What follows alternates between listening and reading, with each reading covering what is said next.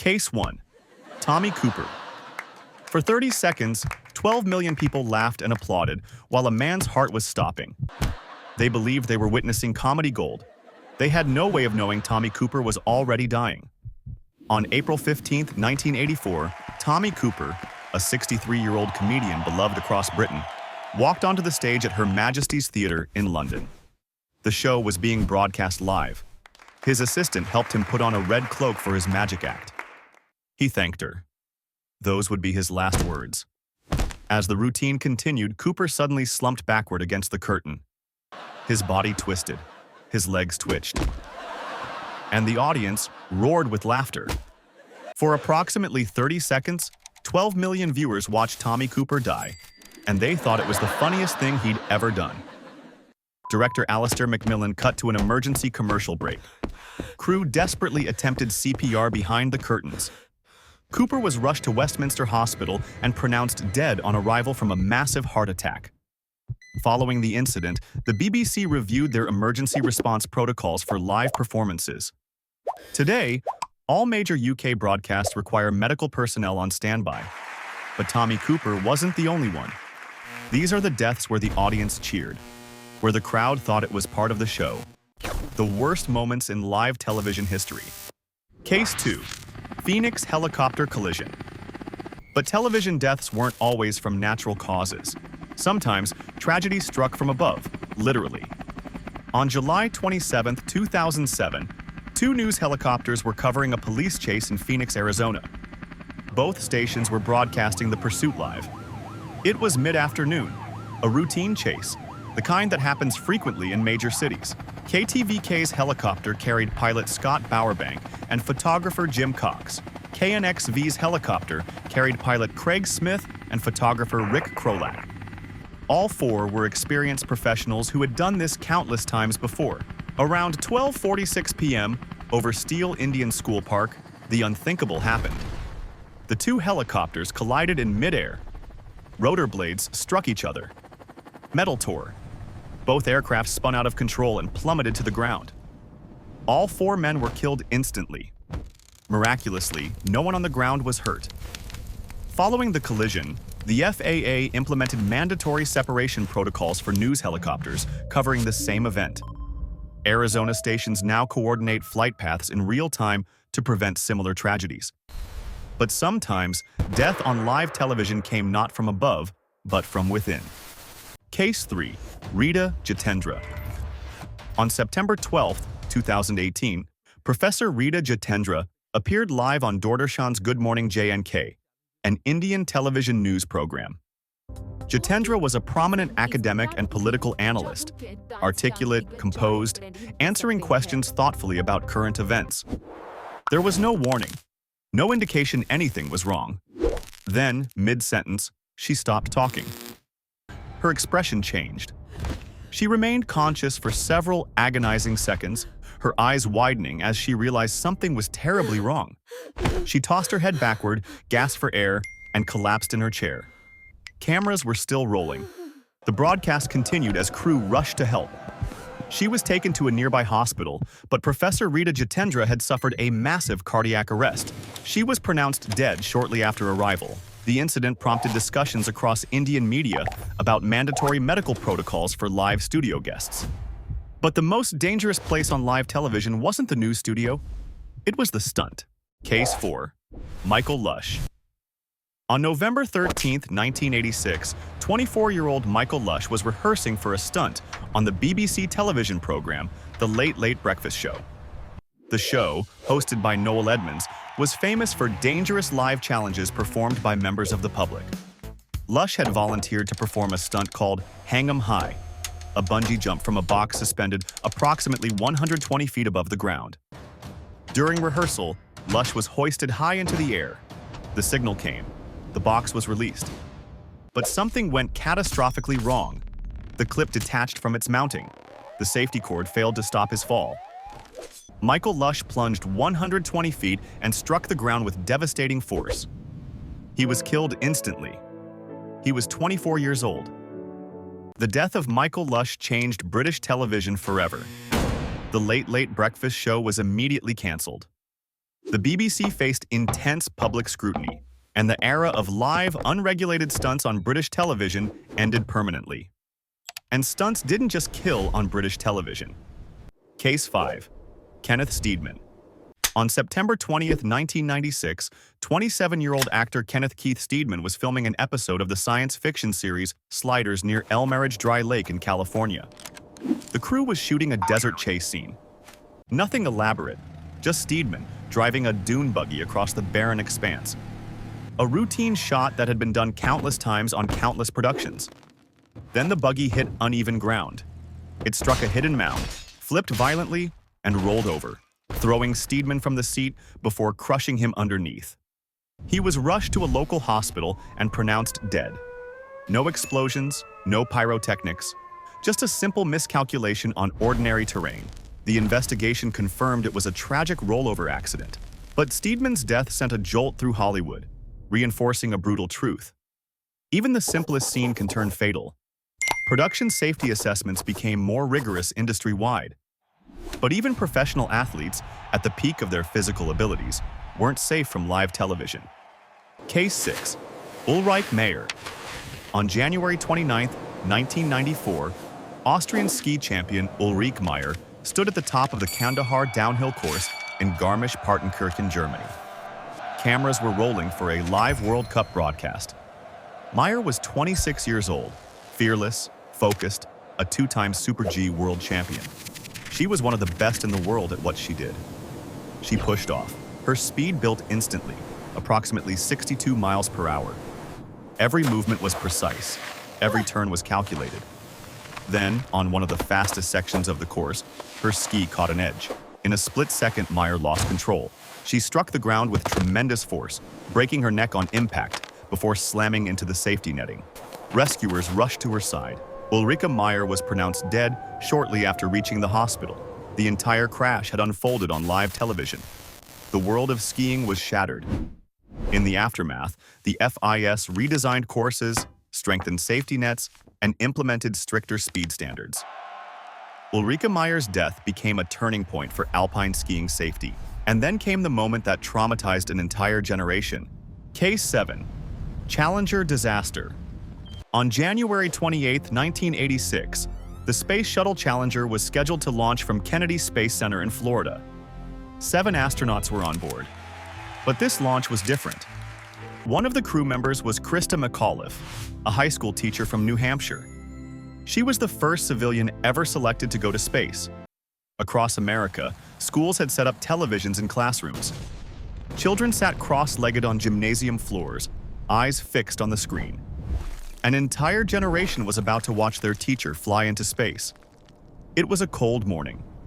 Temperatures had dropped to 36 degrees the night before.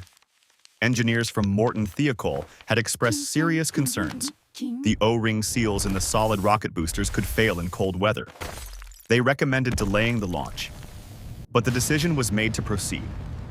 At 11:38 a.m., Challenger lifted off. It rose into the clear blue sky. Everything looked perfect. Students cheered in classrooms across the country.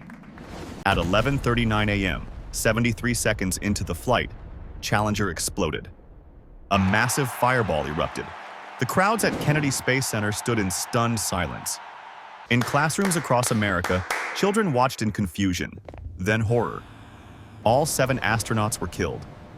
The crew cabin fell for 2 minutes and 45 seconds before crashing into the Atlantic Ocean at over 200 miles per hour. The investigation revealed exactly what engineers had warned. The O-ring seals had failed. NASA's entire launch decision process was overhauled. Morton Thiokol, the contractor responsible for the boosters, faced intense scrutiny. The Challenger disaster remains one of the most studied cases of organizational failure in history, a permanent reminder of the cost of ignoring expert warnings. But while Challenger traumatized a generation, some live television deaths happened in arenas where the audience was right there, watching, cheering, believing they were witnessing entertainment. Case 8. OWEN HART. On May 23, 1999, professional wrestler Owen Hart was scheduled to perform at the WWF's Over the Edge pay-per-view event in Kansas City, Missouri. Hart was performing as the Blue Blazer, a superhero character. The entrance was supposed to be spectacular. He would descend from the rafters on a cable, lowering dramatically into the ring. Over 16,000 fans were in attendance. Hart was 34 years old and experienced, but he'd privately expressed concerns about the stunt. He didn't like heights. He thought the harness looked unsafe. He was right. Around 8 p.m., Hart was hoisted 78 feet above the ring. He was attached to a quick-release harness, equipment designed for a different stunt, far too sensitive for this maneuver. As Hart was moved into position, the release mechanism triggered accidentally. The harness opened. Owen Hart plummeted 78 feet in less than 2 seconds. His chest struck the top rope. He tumbled into the ring and lay motionless. At first, the crowd thought it was part of the act. Some laughed, others cheered. But EMTs rushed to the ring immediately. Hart's aorta had been severed on impact. He was pronounced dead at 8:20 p.m. The Hart family sued the WWF, eventually settling for $18 million. Owen's widow, Martha Hart, has spent decades campaigning for performer safety, ensuring her husband's death exposed the dangerous shortcuts in professional wrestling and led to stricter stunt protocols industry-wide. But dangerous production practices weren't limited to wrestling. In the age of reality television, the pressure to create dramatic content would claim more lives. Case 9. GODFREY GAO. On November 27, 2019, actor and model GODFREY GAO was filming the Chinese reality competition show Chase Me in Ningbo, Zhejiang Province. The show was physically demanding. Contestants ran, chased each other, and completed grueling challenges. They'd been filming since early that day. The production schedule allowed minimal rest between segments. Gao was 35 years old, a successful model and actor, in excellent physical shape. He had done demanding work before. But by 1 a.m., after hours of continuous filming, something was wrong. Gao slowed down during a running segment. He put his hand to his head, looked unsteady, then collapsed face-first onto the floor. Cameras were still rolling. At first, other contestants thought he was joking, but Gao wasn't moving. His heart had stopped. CPR was attempted for over 15 minutes. An ambulance was called, but it took time to arrive in the remote filming location. GODFREY GAO was pronounced dead at 4 a.m. from sudden cardiac arrest. He was 35 years old. His death became a catalyst for change, a tragedy that exposed the dark side of reality television production. Chinese authorities launched investigations into filming hour restrictions. The relentless quest for dramatic content had literally cost a life. And film sets proved just as dangerous, especially for those who had spent a lifetime in front of the camera. Case 10. Eddie Garcia. On June 8, 2019, legendary Philippine actor Eddie Garcia was filming the television drama Rosang Agamat in Manila. Garcia was 90 years old. He had spent over 7 decades on screen, more than 600 film and television appearances. Everyone in the industry called him Manoy. He was beloved. He was a living legend. That day's scene seemed simple. Just a short walk during an outdoor shoot in Tondo, Manila. Nothing complicated, nothing dangerous. Then Garcia stumbled. A cable lay across the ground, part of the production's lighting setup. His foot caught on it.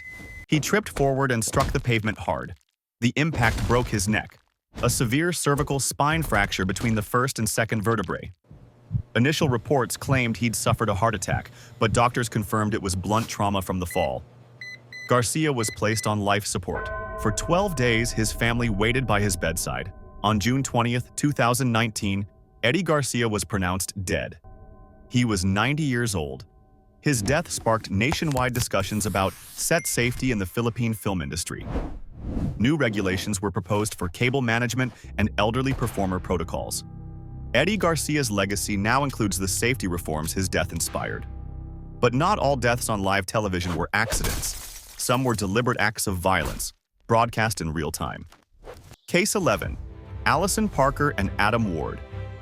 On August 26, 2015, reporter Allison Parker and cameraman Adam Ward were conducting a routine morning live broadcast at Bridgewater Plaza, near Smith Mountain Lake in Virginia. It was 6:45 a.m. Parker was interviewing Vicki Gardner about local tourism. The camera was live. Viewers at home were watching over their morning coffee. Then gunshots rang out. 8 rapid shots. Parker screamed and ran. The camera shook violently, fell to the ground, and the broadcast cut to black. The shooter was Vester Lee Flanagan, a former WDBJ reporter who had been fired from the station 2 years earlier. He had harbored resentment. That morning, he approached the live broadcast with a gun and opened fire. Vicki Gardner survived her injuries. Allison Parker and Adam Ward were killed at the scene. Flanagan took his own life during the subsequent police chase. The tragedy prompted stations nationwide to reassess security protocols for field reporters. WDBJ implemented new threat assessment procedures, but the 2 journalists who had simply been doing their jobs were already gone. And sometimes death came without warning, in the middle of a conversation, in front of a studio audience, with no one expecting anything to go wrong. Case 12. J.I. Rodale. On June 8, 1971, The Dick Cavett Show was being taped at ABC Studios in New York City. Among the guests was J.I. Rodale, a 72-year-old publisher and founder of Organic Gardening magazine. Rodale was a pioneer of the organic food movement, cheerful, lively, passionate about health and natural living. During his interview, he spoke enthusiastically about vitality and longevity. At one point, he joked that he was so healthy, he would live to be 100. The audience laughed. Cavett smiled. When Rodale's segment ended, he remained on stage as the next guest was introduced. Then, without warning, he leaned back in his chair. His head dropped. He stopped breathing. For a moment, the studio audience thought it was a joke, perhaps part of the show's dry humor. But Cavett noticed something was wrong. Rodale was motionless, his eyes closed. J.I. Rodale had suffered a massive heart attack. He died instantly, right there on the studio floor. The episode never aired.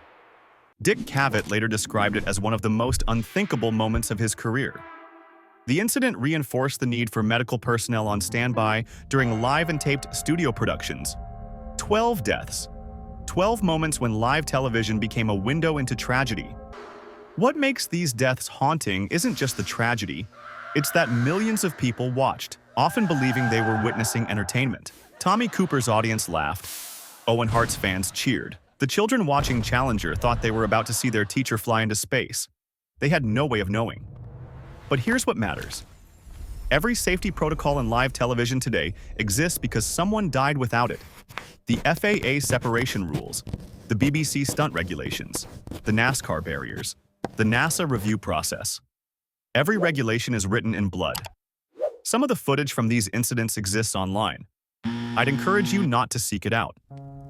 These were real people, with families, with dreams, with lives cut short in front of millions. If you found this video meaningful, consider subscribing. We tell stories that matter.